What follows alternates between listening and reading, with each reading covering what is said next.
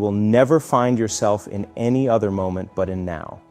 So if you don't feel like doing it now or like changing yourself right now, you will never do it. In other words, you are looking for some other time to delay your transformations just because you aren't disciplined enough. Nobody could change you but you. Remember that. You will have to do the work. You will not change just by watching this video. Although this video can be your stepping stone to permanent change. Don't wait for tomorrow because you will experience it as now, just as this present moment. You can basically say that right now is tomorrow. Imagine that your mind is like a powerful radio transmitter, and the universe is like a vast cosmic receiver. Everything in the universe, including your thoughts and desires, is connected through energy and vibrations. When you write down your goals, dreams, or desires, you are essentially sending a clear signal to the universe about what you want to manifest in your life. Writing down my desires forces me to be specific and clear about what I truly want. It moves my thoughts from vague notions to concrete objectives. It's like creating a roadmap for my dreams. Putting my aspirations on paper helps me stay focused on what's important. It reminds me of my goals and keeps them in the forefront of my mind, making it less likely for me to get distracted by other things. Writing often leads to visualization. As you put your goals into words, you naturally start to imagine yourself achieving them.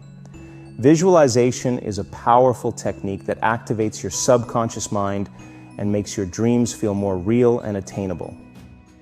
Everything in the universe is connected through energy and vibrations. When you write down your desires, you're essentially sending out a vibrational signal to the universe.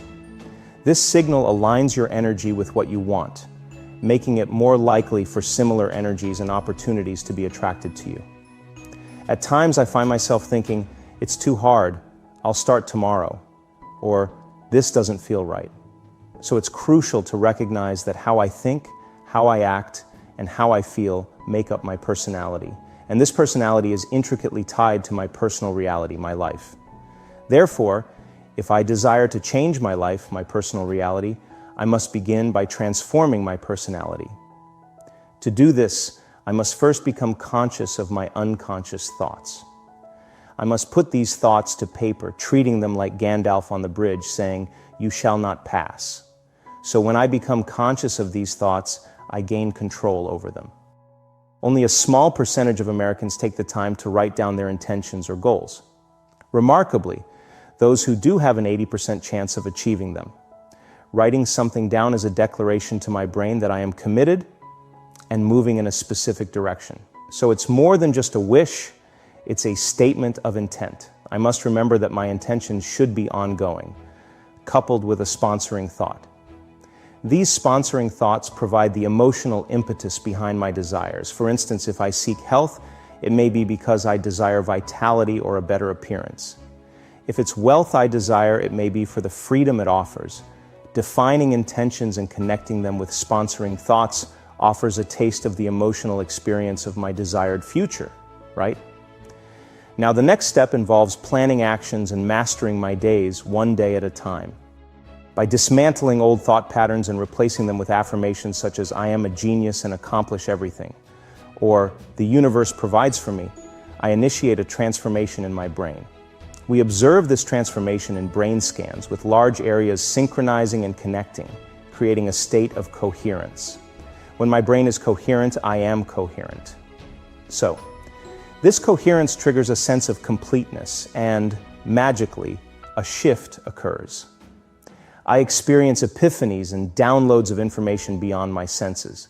The nervous system acts as the superconductor of consciousness. To take this process further, I must write down the feelings associated with achieving my goals. I need to immerse myself in these emotions because the moment I feel gratitude, worthiness, abundance, or empowerment, my journey toward success begins. Writing the future in the language of emotions connects me to the quantum field, an invisible realm of energy and frequency beyond our immediate senses. This field interconnects all things in the physical world. By redirecting my attention away from my body, emotions, habits, and the tangible environment, I enter a state beyond myself. This dissociation from the three-dimensional reality fosters significant changes in brain function.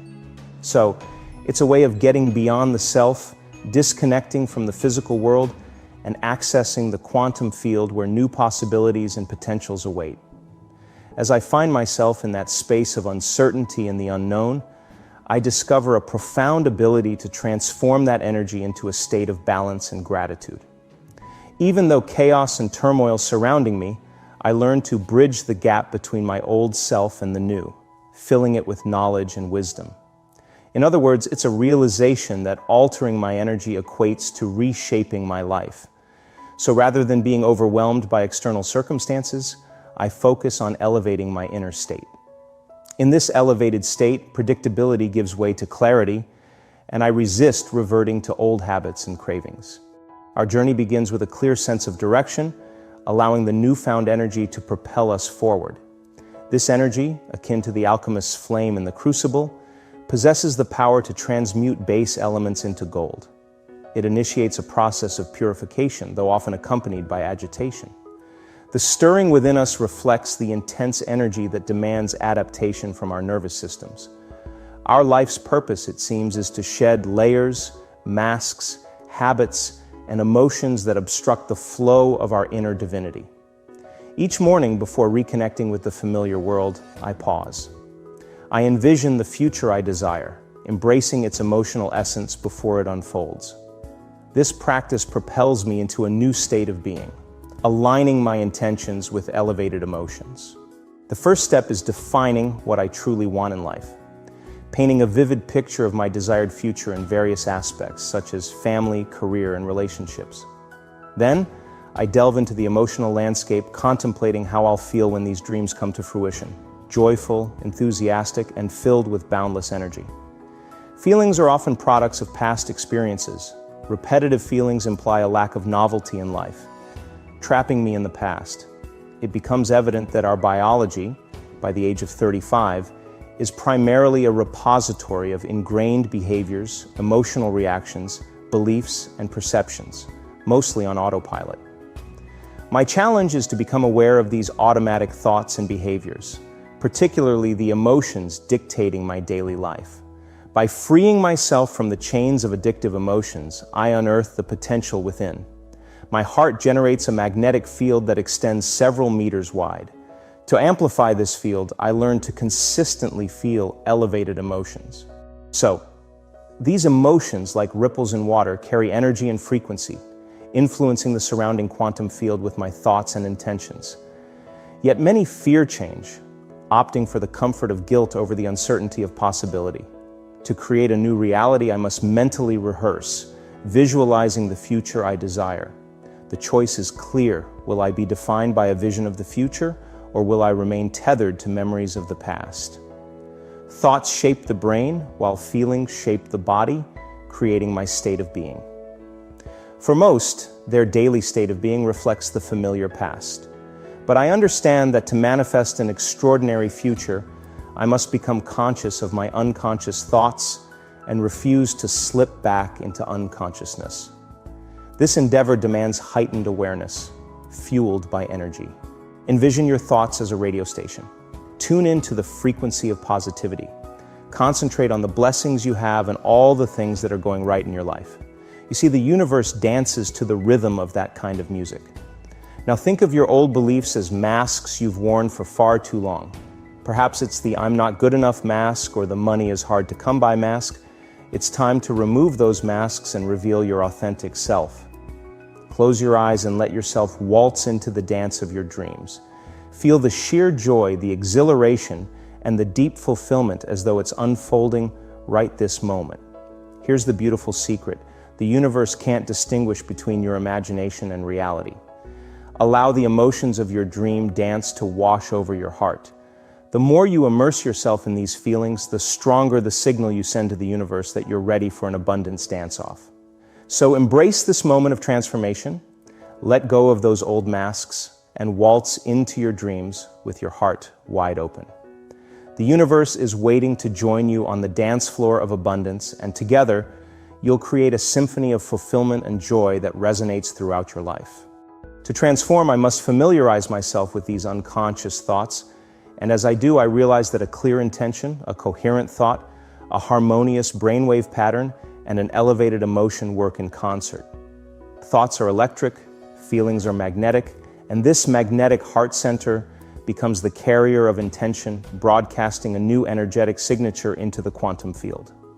With each revisitation of this energetic signature, my life transforms. The job I seek finds me, the house I desire beckons, and meaningful relationships gravitate towards my newly elevated self. I become the vortex, drawing these experiences toward me. Our brains and subconscious minds are incredibly complex, and they sometimes employ intriguing tricks that can lead us to perceive and interpret reality in ways that might not be entirely accurate.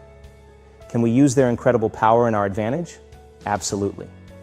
If you are ready to learn how, then this video is for you. I've come to realize that there are two critical junctures when the door to the subconscious swings wide open. Once in the morning as we awaken, and again at night when we retire to slumber. It's a beautifully orchestrated dance of brain chemistry and physiology, governed by our circadian rhythm. The moment light touches our senses in the morning, our bodies initiate a well-choreographed sequence. Serotonin and various other chemicals are released, gently rousing us from our slumber. Our brain waves transition from delta to theta, alpha, and finally beta, elevating our consciousness gradually until we are fully aware of our surroundings. So as we prepare to sleep at night, our brain waves make the reverse descent, beta to alpha, theta, and finally delta. Yet for many, the day's stresses and incessant thoughts keep them locked in the beta state. The mind races, arousing the body, and the door to the subconscious remains frustratingly shut. But here's where the magic happens.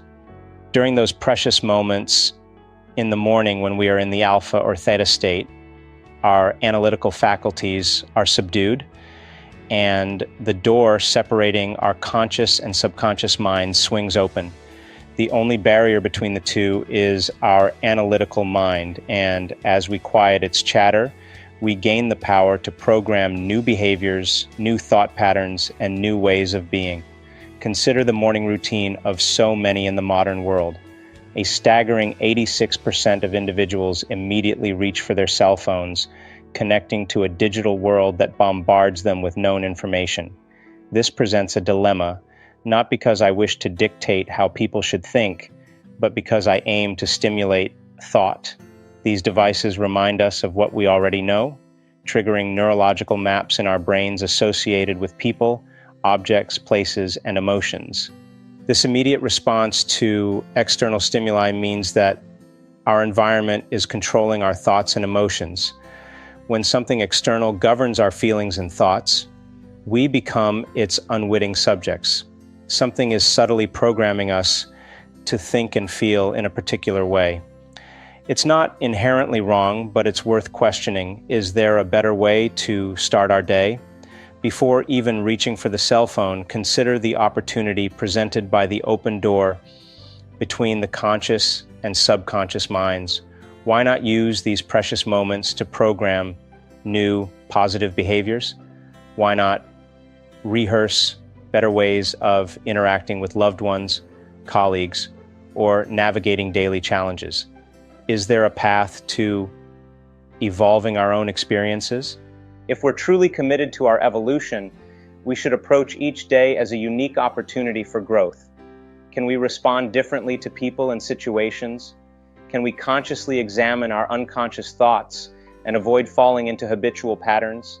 Can we cultivate and maintain positive emotions, transforming ourselves from spectators to active participants in the game of life? This transformative process doesn't just occur with the first glimpse of a cell phone screen. It begins the moment we wake, often with the mind fixated on past problems. These problems are etched into our brain as memories linked to specific people, objects, times, and places. When we dwell on these problems, we're effectively dwelling in the past. So then, if you cannot think beyond how you feel, and you believe that your thoughts shape your destiny, then dwelling on past problems will keep you trapped in the past. Your thoughts are the language of your brain, and your feelings are the language of your body. How you think and feel defines your state of being. So if you're unable to transcend your current emotional state, If you're letting external circumstances dictate your emotions and thoughts, then you've unwittingly become a victim of your environment. Your life will remain in a repetitive loop because your thoughts and feelings remain unchanged. In essence, being a victim of external circumstances means that you're allowing those circumstances to determine your emotional and cognitive responses, keeping you in the same state of being. It's a cycle that perpetuates itself, and the key to breaking free is to reframe your reality. The concept here is that by shifting our thinking and altering our emotional state, we have the potential to create changes in our lives that affirm our role as the architects of our own destinies, rather than mere victims of circumstance. To achieve this, we must elevate our thinking beyond the limitations imposed by external events and cultivate a different emotional response to those events. When this transformation occurs, we begin to manifest outcomes that appear serendipitous and coincidental, but are, in reality, the result of our own conscious choices. Each person's brain serves as a neural map of their past experiences and knowledge. Our brains are essentially repositories of everything we've encountered and learned throughout our lives, both intellectually and emotionally. These stored memories and emotions influence our reactions to people, situations, and environments. For many, this conditioning leads to a sense of helplessness, as external factors seem to dictate their reality. Our objective is to challenge this conditioning by altering our thought patterns, behaviors, and emotional responses. The process involves meeting life's challenges and circumstances with a heightened level of consciousness, refusing to become victims of external forces. Instead, we take the time to introspect, to consider how we will think, act, and feel in response to life's situations. This practice, in essence, is meditation. Meditation not only involves focusing on how we intend to think, act, and feel, but also on how we intend not to think, act, and feel. Remarkably, about 95% of our daily lives is governed by unconscious programming, making it easier to revert to our old ways than to maintain change. However, altering this process allows us to influence the outcomes we experience, which is the exciting aspect of becoming the creators of our lives. In my view, the most significant relationship one can have is with oneself. Spending time in self-contemplation, asking profound questions, and embracing introspection without distractions can be transformative. The contemplative process has a neurological impact, effectively building new neural connections. Personally, I've always been someone who is deeply curious, someone who seeks to understand the mysteries of life and the divine. I never planned to embark on this journey, but life unfolded in unexpected ways. I believe in making life up as we go along, seizing opportunities and learning from them. At one point, I found myself thrust into the spotlight after the success of What the Bleep. I traveled the world speaking at conferences, but I realized that I had lost touch with the essence of my work. I was living for external validation, which left me feeling disconnected from my true self. In meditation, I received a clear message: stop making the same choices and pause. I may not have understood it fully at the time, but I knew it was time to change. I had become someone I wasn't, trying to fit into a mold dictated by external expectations. This inner discomfort forced me to evolve, to make different choices. My guiding principle has always been to be the example of the teachings I share. If I cannot authentically live these principles, then I have no business standing before others and leading them. So, I embarked on a journey to align my life with my true self and the transformative power of these principles. For me, it was a deliberate act of disconnection from the world I had known. People around me were talking about the vast wealth I could accumulate, but I had come to a profound realization. I wasn't motivated by money. My true concern lay in my inner contentment and alignment.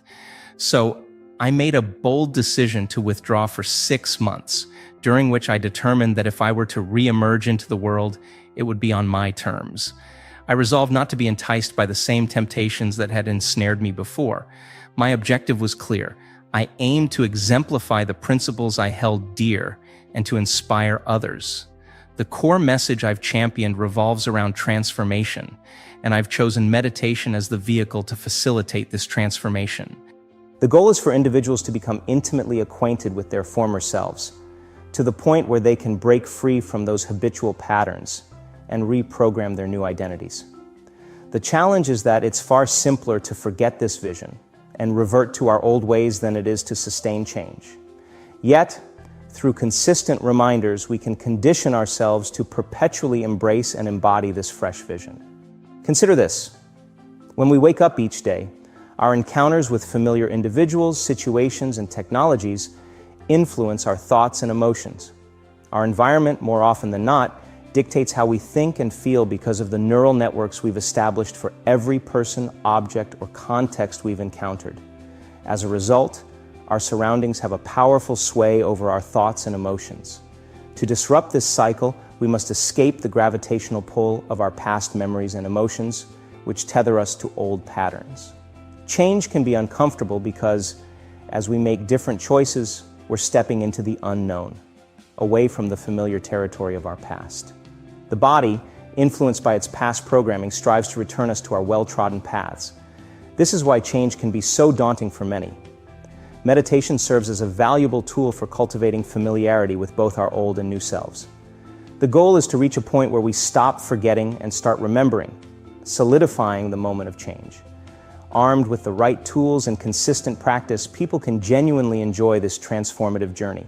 So, without a vision of the future to define us, we become slaves to the memories of our past, stuck in a perpetual loop of predictability.